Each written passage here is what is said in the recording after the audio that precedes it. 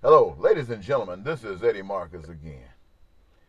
And I'm doing this message for you today because I feel that this message is necessary as any message that I've ever given. And I'd like to entitle this message, If I Were God. If I were God, I would have made this earth and all the resources that's in it, on it, above it, seen and unseen, would be mine. And I wouldn't have to put a patent on it just by the fact that I made it, it would be mine. Usually, patents say that someone owns something and you don't have the liberty to do with it what you want. And so I figured that since I made all the resources of the earth, they're mine to do with as I choose and not as others necessarily choose unless it's okay with me. Now, the resources that I have put in the earth and on the earth and above the earth are basically put there for all living things, humans, animals, insects, whatever lives, to take from it what it needs, what is required for their survival, for their happiness, and their fulfillment. And so, by me creating all of these resources that are available, I would want mankind to take from it what it needs to survive and to take from it what it wants and what it desires. Take from it what it is necessary for living a joyous life. The life that I made and put in human beings, I put it there for each one of them to come back singing a song, how great thou art, and how wonderful it is to be alive. That's what I would do that for.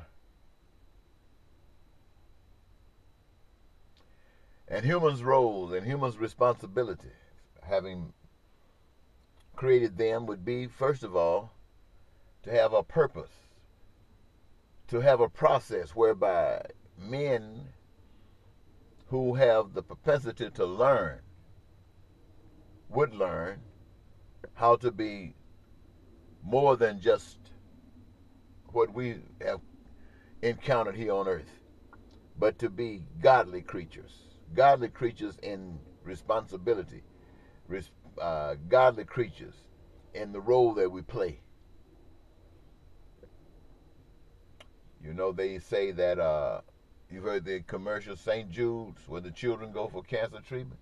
They constantly tell you that no payment, no child pays for their health care at St. Jude.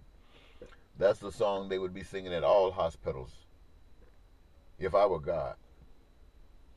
And not only that, one of the most major things that people need for survival outside of oxygen and blood and a body is food. I would have millions and millions of people to come on the earth, depending upon how many people were on earth at one time. And their duties and responsibility would be to feed the earth. Every little intricate detail that's involved in preparing food and farming and the whole conglomerate of doing stuff.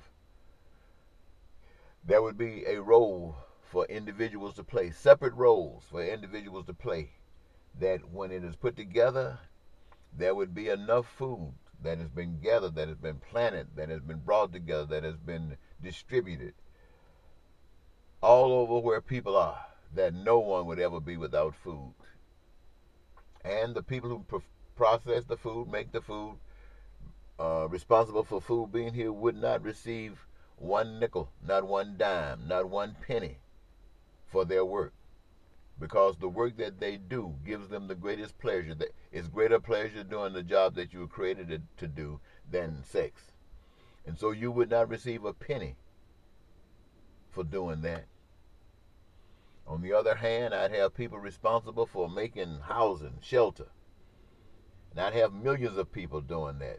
Millions of people. In every little level that's involved in the process of housing and building. There are people who have been designed in such a way that those particular roles they would play. And they would create enough shelter and other things that's being built for everybody on earth to never have the absence of shelter. And these people who qualify to build all this shelter, prepare shelter for everybody on earth, would not receive not one dime, not one penny, not one anything like money for their work. I would also have people, if I were God, who would be responsible for education. We all know what education is for. I would make sure that every level, from wherever we think education goes down to and all the way that it goes up to, I'd have somebody at every level and I'd have millions of people responsible for teaching the world how to do the things that they've been given to do that they do not know very well. And those people who teach and instruct and create an intelligent society would not receive not one penny, not one dime for the work that they do. They love it. That would be their greatest benefit. Also, health care. Health care, we all know how essential health care is. In today's world, I heard somewhere that there was a treatment, medicine that was made available for people who have a certain type of disease to save their lives. I think it was going for about $500 a pop. And something happened. I heard one of the senators say that there was a loophole that was discovered, and that medicine jumped from $500 to $5,000. Can you imagine? Somebody's life is on the line. I have given them the experience, the knowledge to create a treatment, to create some medicine that would save their lives, and somebody would withhold it unless they got $5,000, and the government would approve it, which means that the people are going along with it. Nah, that would never happen. If I were God, well, it wouldn't be designed to happen. What I found out is that people hate each other. They didn't come into the world hating each other. They've learned to hate each other. They've been trained to hate each other. And basically in America, and I would think all over the world, it was designed by people who have determined that some should have and some should have not. So what I have done, ladies and gentlemen, I've gotten people, millions of people to create food, to feed the world and not receive a dime, to put shelter for the whole world, not receive a dime, education for the whole world and they not receive a dime or a penny, health care for the whole world and not receive a dime or a penny. But what you do receive for any of these jobs that you are engaged in, whatever job you are engaged in, whatever level of participation you are at, though you don't receive one penny, and you do receive all the joy you can possibly have, that's not all. The other rewards or benefits that you have is to have from everything that everybody else has made or is in the process of making. You got access to it, every last one of it: food, clothing, shelter, education, and health care, as you need, as you want, or as you desire. And it does not cost you one dime. It does not cost you one penny. All it took for you to be able to receive this is be a player in the game of life, to play your role in the game of life, to make sure that your role is complete and never depleted, and it is enough to give you all of the joy and enough to keep the world going smooth. That's the kind of world that I would want if I were God. And yet I know here in today's world, or should I say back earlier, when your Hebrew children, I want to give you a little bit of those who are Bible scholars, the Hebrew children down in Egypt land, waiting on God to send them a deliverer, somebody to save them from this bondage. Only when it came and the God revealed the Godness in the operation. They went out into what you would call the wilderness. Psalms even say the promised land for 40 years. And I heard somewhere else with Joshua, they went and stayed another 40. But they never, ever received what God has promised them, because when they left Egypt land, they took Egypt land mentality with them. Slave and slave owner mentality with them. The same thing that happened with the British. Though they want to go and colonize every piece of land they could. And even said America was to be a great nation because they were running from the kind of oppression. But they came right here on this piece of land and began exercising that same oppression that they themselves were running from. And it has not ended. It has just gotten worse. That's where we are today. Worse. But for one who been out here for 40 years, ladies and gentlemen, I have learned that you got one soul and one life to save. And you are doing a very good job. You have perfect connections if you can do that. That is your own soul. That is your own life. You save your life by knowing the truth and not letting anything sway you from it. You save your soul by being committed to that and letting nothing change that. You see, what we do is treat others like we want to be treated. That is the key of learning basic essentials of everlasting life. And I'm not trying to get everlasting life. For me, and I'm speaking to you for me, is that I've learned enough in this life to know that when I die, it is not my wish to go to heaven. It is my wish to never be remembered as if I never came into this world. I mean, if I do something worthwhile and you want to remember me, that's one thing. But I don't care. I can't imagine a piece of bacon or an egg or omelet that is so fascinating to wake up in the morning for. Or a steak and potatoes and coffee and toast that's worth it for the middle of the day, or whatever you might want to serve for supper, or whatever piece of loving you might have available to you at night when you go to bed. I can't think of one piece of any of that is worth me saying, Lord, give me another life. No, my friends.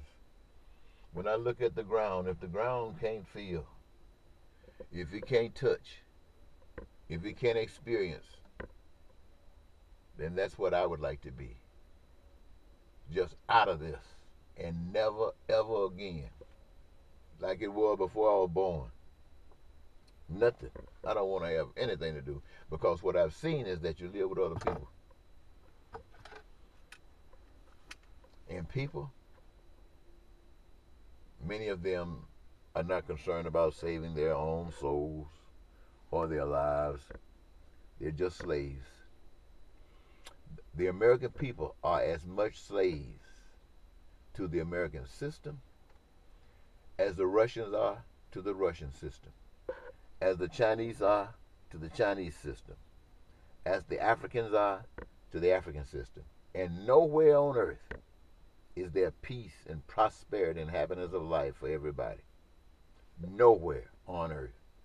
That means all over earth there are some people who are riding in a seat, what they call peace and happiness, when the masses are going through hell everywhere on the face of the earth. And the United States tried to convince itself that it was bigger and better than all other nations, until they ran with a man named Donald Trump, who doesn't give a praise about anything but himself. And he came and he challenged them on every turn. And they who thought they were so great found out that they weren't great at all, because everything he was trying to do, he was doing it, getting away with it. They complained. They says this man had not, at a certain time point, committed the type of indifference to the American way that they should impeach him. How in the world can you have a leader that's supposed to be your representative, to look out for you, to protect you, and you can't trust a thing that come out of his mouth? That alone tells you he should have been impeached. He shouldn't have never been in office. And the moment you caught him telling more than 3 lies, that was the moment to get him out of office. And if you did not get him out of office, it's because you are as much of a demon as he is, and you have been playing games. That part you hate. That part you need to hear. Donald Trump exists as President of the United States of America because all of the hate, all of the bigotry, all of the racism, all of the low-down dirtiness that's in the hearts of the American people who are so far away from God is absolutely pathetic. And since you are so far away from God till it's absolutely pathetic, the only thing you can do is stand up in the middle of this hell and walk according to what is righteous, not according to the law. Walk according to what is righteous. Do righteousness. Be bold. And I tell you what, ladies and gentlemen, if the world or if your country is not fine, a good, reputable country, you won't live long. You won't live to get old and ugly as I am. You'll die young. You'll die handsome and in your health, because hell don't want to have anything to do with you. All of hell's representative here don't want to have anything to do with you, and they will get rid of you. And if there is a God anywhere, this is what that God would want. And that kind of person that God is in the process of creating for some purpose that I have no knowledge of would have manifested and walked straight into whatever God designed them for. So I'm saying to you, ladies and gentlemen, I've spent over 40 years talking about peace and prosperity and happiness and joy and life. I've spent 40 years talking to you about those sweet, wonderful things I've shared with you. And the only thing that I can say, I'm blessed if I can get off this camera, post this last post, and start walking in the way that I've been sharing with you that you should walk. And don't care if you don't, but it will not move me off this path. And it should get me killed pretty soon, because I'm tired of living in hell with people who don't even know this is hell. And it's not your fault. It is not your fault at all. So, is there one last thing I'd like to say? If I were God, I would give you choice. I wouldn't give you the worst of life or the best of life. I would tell you what is required to get the best of life. I'd share with you what is required to get the worst of life, and I would give you choice and leave it to you. If you choose the worst of life, I would say, I've done a good job and you're satisfied. If you choose the best of life, I'd say, I've done a good job and you're satisfied. And those that wanted to continue to live in the perfection of life, I can see that continuously happening. But those who rejected it, I can see that ending it right there on the spot. So, ladies and gentlemen, I want to thank you so very much for giving me this little bit of time to share with you what I have. And I hope it will stand me up tall, put the challenge on me to present myself before you just as I have just delivered, and that it might help you. Until next time, if there is another, this is Eddie Marcus saying, bye-bye.